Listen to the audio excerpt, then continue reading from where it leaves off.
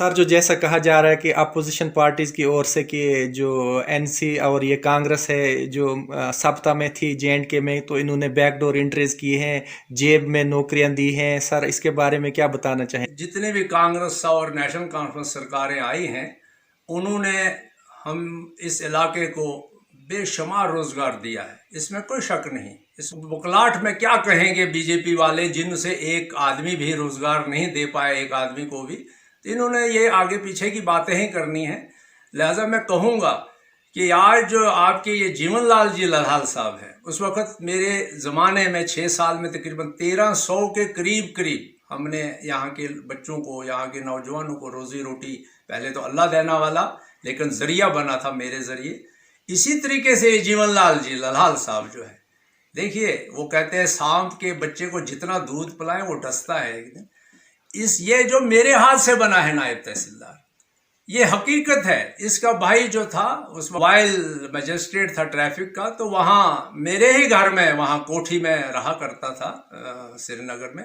उसी दौरान इसका वाइवा हुआ।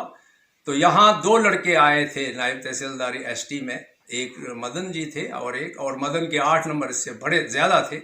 लेकिन वो हमारे चमन लाल जी के साथ वो सिफारिशें करते थे मदन जी की, मुझे उसका पता नहीं था। लेकिन ये जो मेरे पास रहते थे और मुझे ही मजबूर किया कि इसकी सिफारिश करें, और मैंने बगैर किसी लेन देन वहाँ सिफारिश की, और वो उसमें वो मदन जो है रह गया और इसकी सिलेक्शन हुई। और आज मैं गर्व से कहता हूँ कि अगर ये इसने इलेक्शन नहीं लड़ी होती, मैं MLA होता, ये यहाँ का एडिशनल DC होता। गर्व से कहता हूँ। मैंने इसको बार बार कहा था कि तू अपनी नौकरी मत छोड़, तू एडिशनल DC की पोस्ट तक जाएगा। और आज ये बनी, अगर मैंने SDM दिया, आज मैं गर्व से कहूँगा, डंके की चोट कहूँगा कि यहाँ हम एडिशनल DC की पोस्ट लाते। और यही हमारा जो जीवन लाल जी आज दरबदरी के उस अंधेरे में वो चल रहा है, और ये दर दर की ठोकरें खा रहा है, दर दर का भीख मांग रहा है वोट के लिए।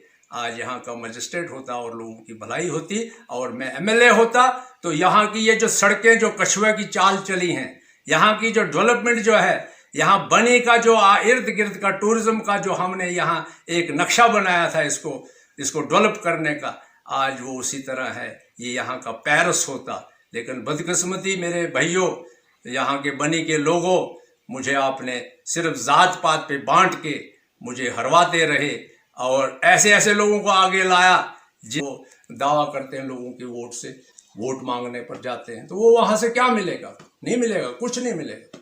और वही बुखलाट है इस बीजेपी के कैडर को। कौन सा जीवन लाल जी जिस गांव में जाता है या जिस घर में जाता है, तो वहाँ से उसने वहाँ उसका स्वागत किया गया कि तूने 3 साल या 4 साल बीजेपी ने यहाँ क्या किया।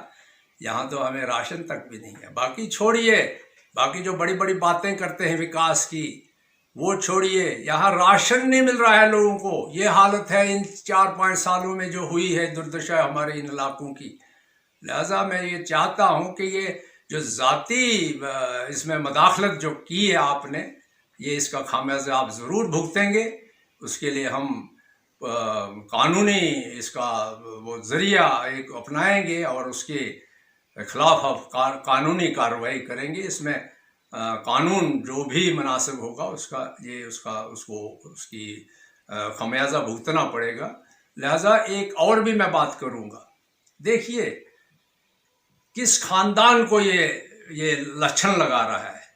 जिस खानदान ने यहाँ तकरीबन 500 साल पहले से हम इन हिंदू भाईचारा रह के आगे हम बढ़े हैं, और ऐसी बनी को हमने संवारा है। बचपन से मेरी ये ख्वाहिश थी कि इस बनी को हम बहुत अच्छी तरीके से संवारें, और उसमें कोई शक नहीं कि हमने बगैर किसी लालच तमा के इस बनी को संवारा है। और इन्होंने ऐसी तबाही मचा दी इस बनी की, ऐसी दुर्दशा की कि जात पात में हमको बांटा अपने मफाद के लिए।